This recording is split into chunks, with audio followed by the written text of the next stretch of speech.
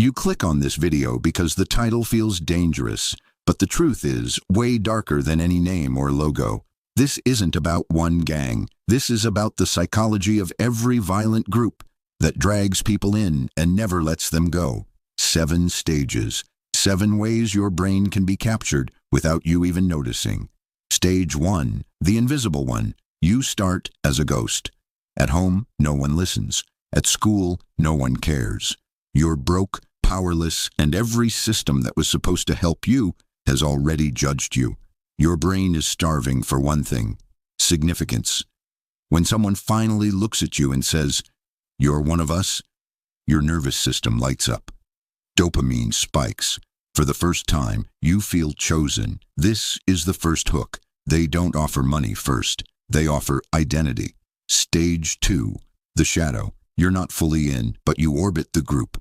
You stand at the edge of conversations. You run tiny errands. You're tested in small ways. Can you keep a secret? Can you show up when we call? Your brain is doing quiet math. If I leave, I lose the only people who see me. If I stay, I belong. Each favor you do rewires your self-image from outsider to almost one of them.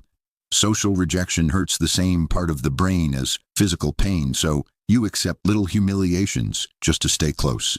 Stage 3, the initiated. One day there's a moment, a task, a beating, a line you have to cross to prove loyalty. It's terrifying, but backing out now would mean instant rejection and maybe punishment. Under fear, your prefrontal cortex, the part that thinks long-term, goes offline. Survival mode takes over. You do the thing. After that, your brain can't see you as an innocent bystander anymore. To protect itself, your mind starts justifying, "They're my real family. The outside world never did anything for me anyway." This is moral erosion. Slowly, your sense of right and wrong bends to match the group. Stage 4, the soldier. Now you're the one who handles things. Your everyday life is adrenaline and hypervigilance. Your nervous system stays stuck in fight or flight. On the outside, you look powerful. On the inside, you're constantly scanning for threats. Rivals, police, even your own people turning on you. The group rewards you with status symbols, respect, nicknames, maybe money.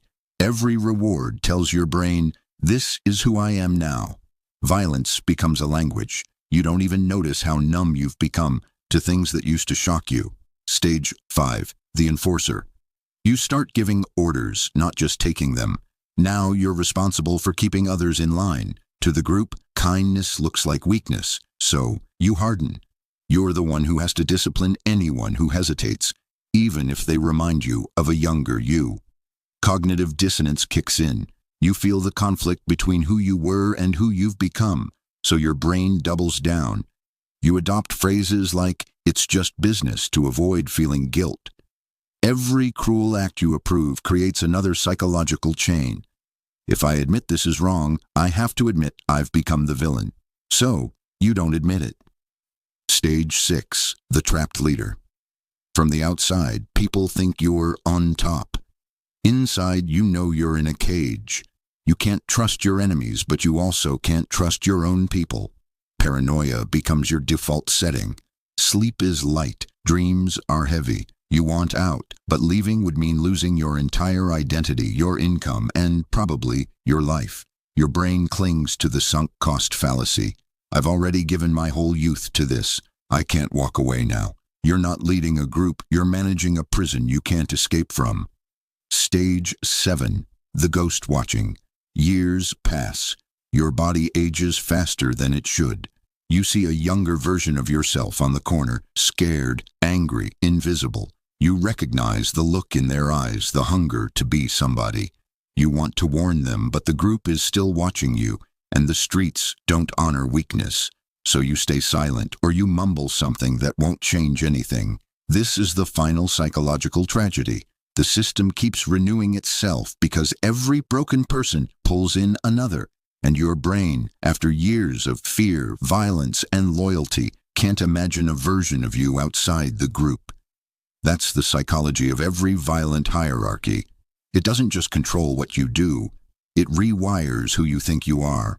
until walking away feels more terrifying than staying in a life that's slowly destroying you.